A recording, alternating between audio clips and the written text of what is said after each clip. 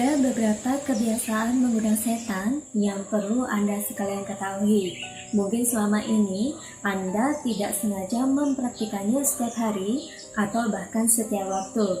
Dan ditambah lagi, ada perasaan merinding ketika Anda berada sendirian di rumah ataupun di tempat yang asing. Tidak menutup kemungkinan adanya makhluk astral atau makhluk gaib di sekitar kita.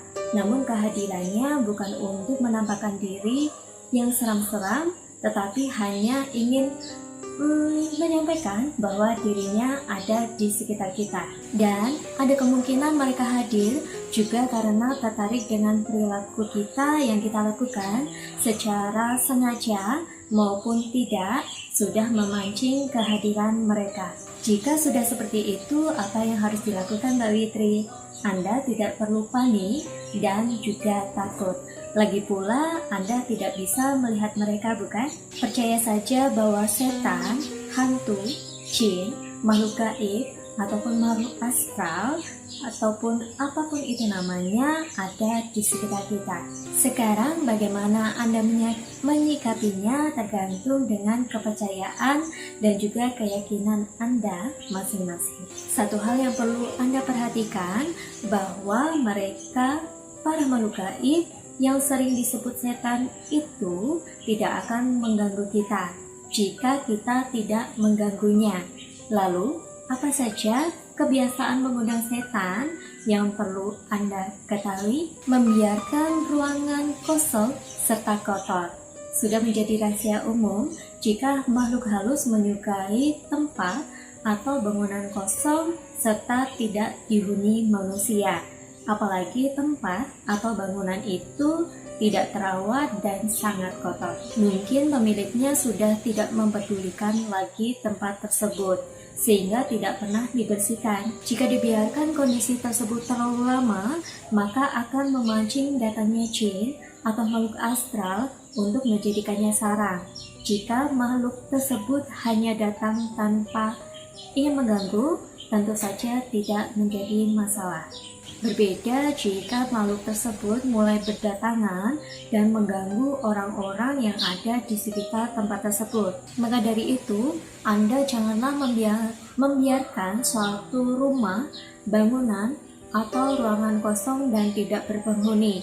Namun jika memang tidak berpenghuni, jangan sampai kotor dan dibersihkan secara berkala.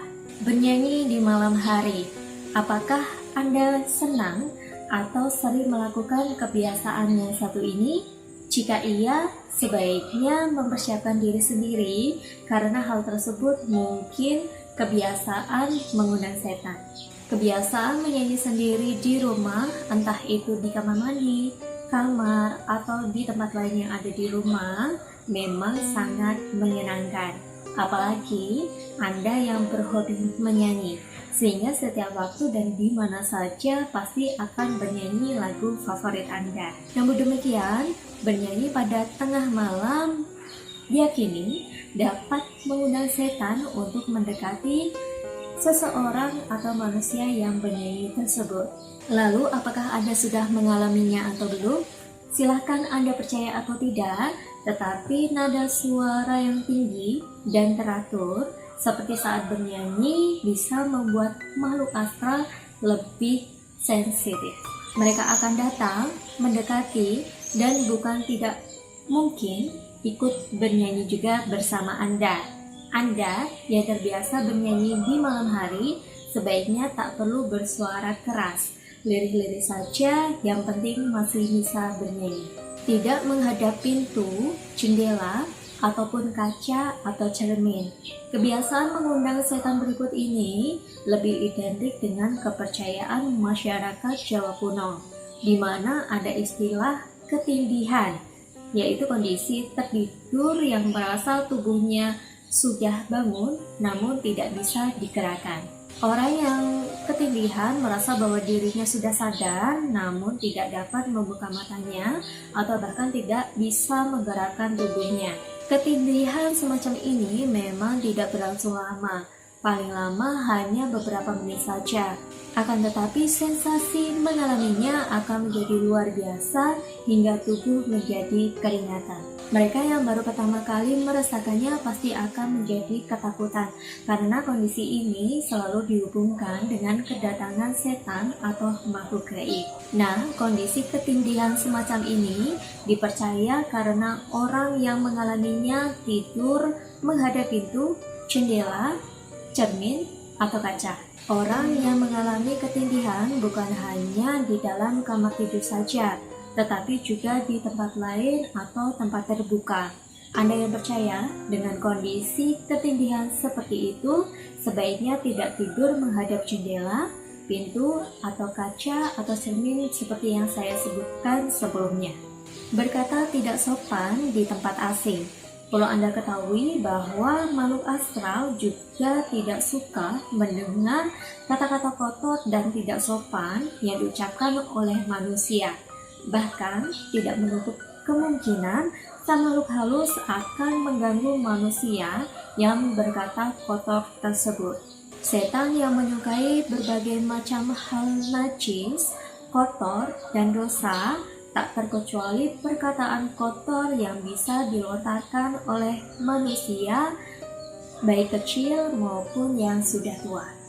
Maka dari itu, Anda yang terbiasa untuk berbicara kotor atau mencaci maki, sebaiknya lebih mengontrol diri Anda.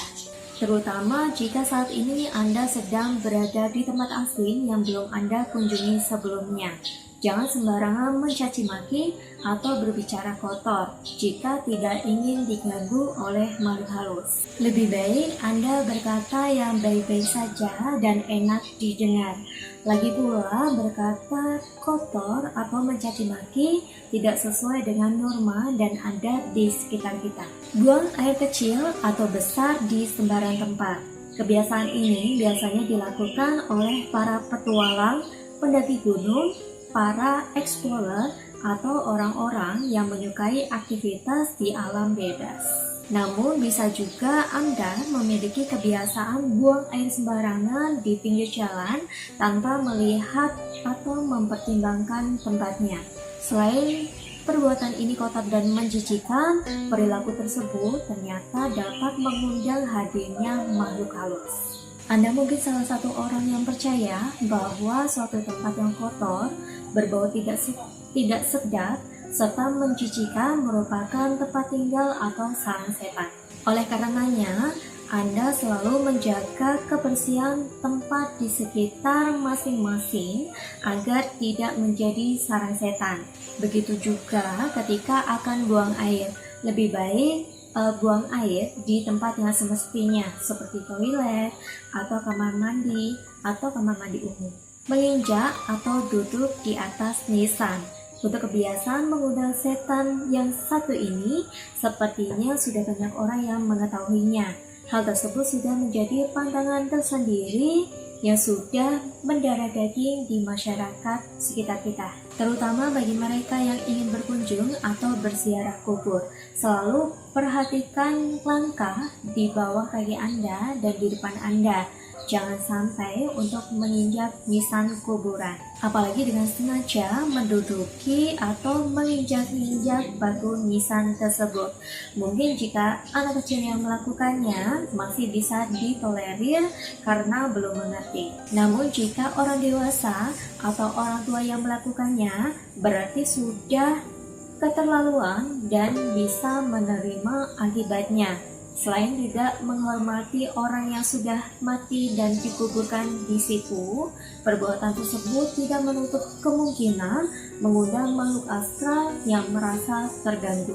Bahkan hingga makhluk tersebut menempel di tubuh orang dan terbawa sampai ke tempat tinggalnya. Jika sudah seperti itu, tentu urusannya sudah semakin rumit dan membutuhkan penanganan khusus. Jadi itu sedulurku, informasi yang bisa saya sampaikan pada video kali ini. Semoga bermanfaat bagi sedulurku semua. Bagi Anda yang ingin berkonsultasi tentang dunia spiritual, Anda bisa menghubungi saya atau asisten saya di kontak 085 643 967 000. Sekian video kali ini, saya Mbak Wiwi undur diri. Salam Rahayu.